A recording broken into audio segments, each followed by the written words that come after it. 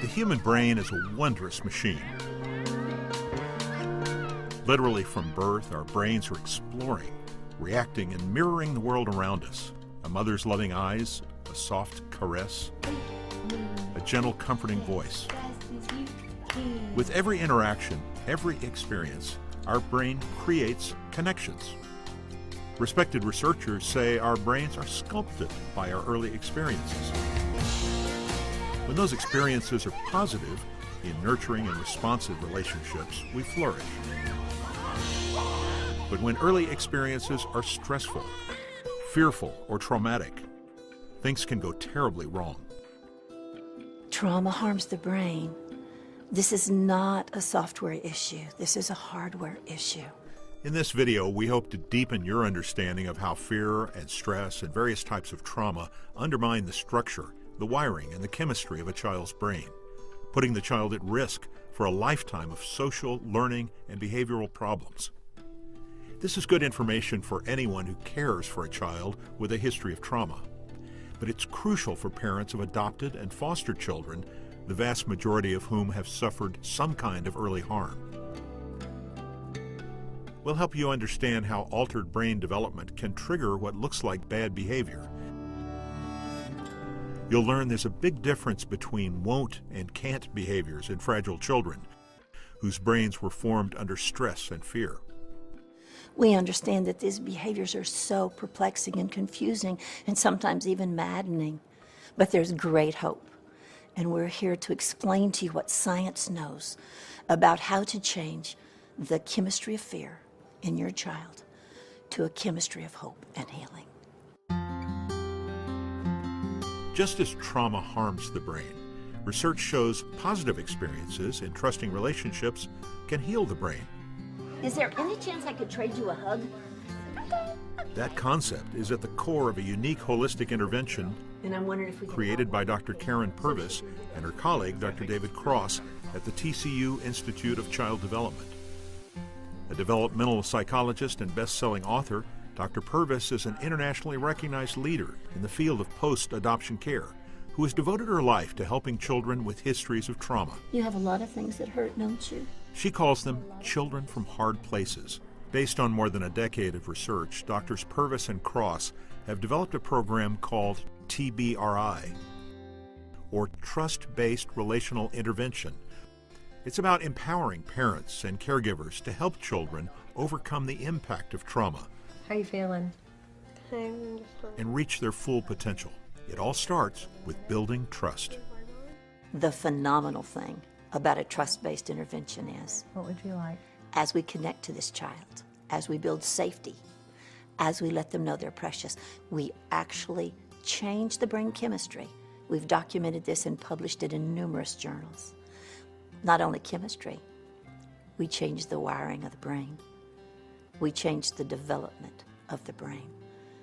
For that child whose history took him far off course, we know how to bring them back.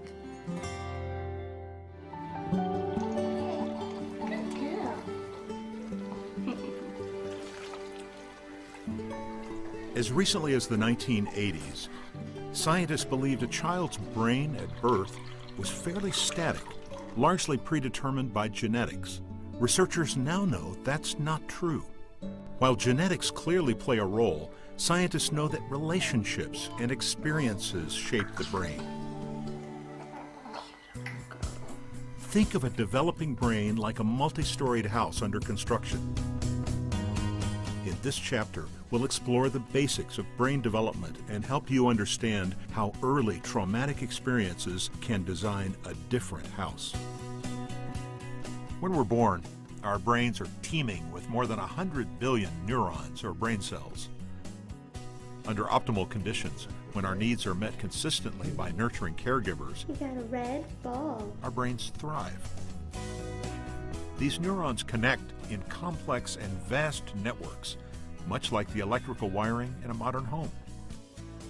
The baby comes with all this wiring, but it's the human interaction. Looking into the eyes, being held, hearing the song of my mother, feeling the strong shoulder of my daddy. that begin to make the brain develop in very, very important ways for all of the life skills that will come. At birth, the lower floors, or the downstairs part of the brain, is firmly wired in place by genetics, allowing a child to breathe, eat, sleep, and hear. Survival functions are rooted here. Very few connections in the upper floors are formed. These more sophisticated parts of the brain govern higher functions: complex thought, reasoning, emotional processing, memory, speech, and most importantly, the ability to regulate our behavior.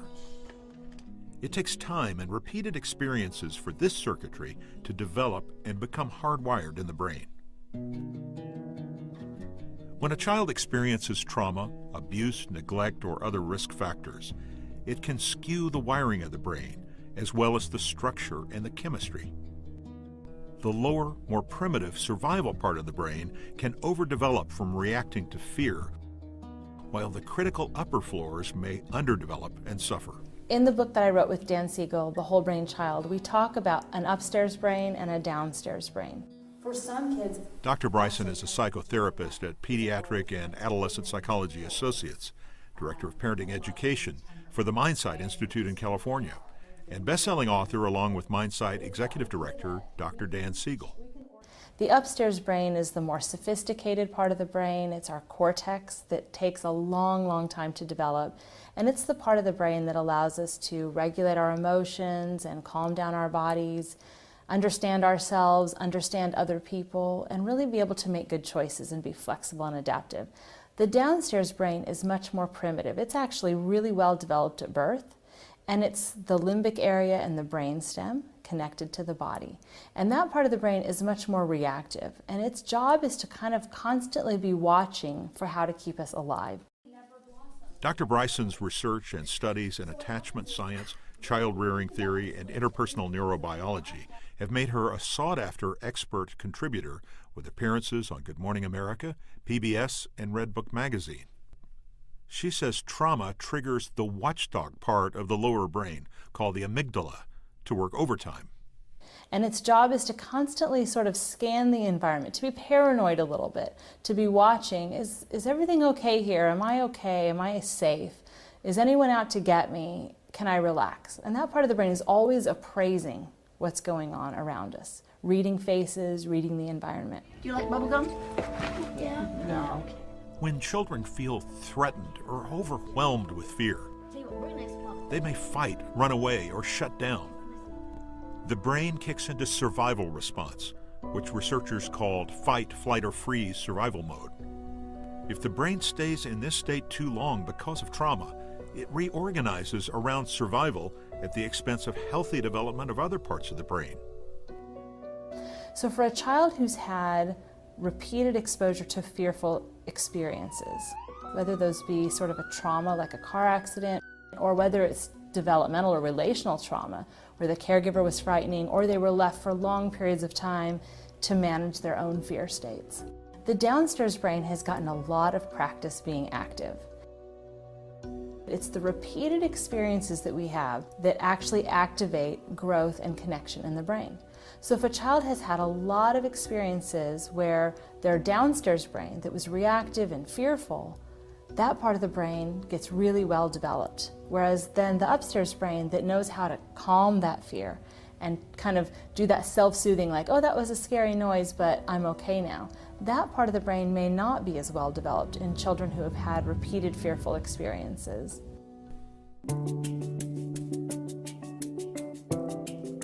Even though our brains can seem like computers, hardwired into complicated networks, they are not machines.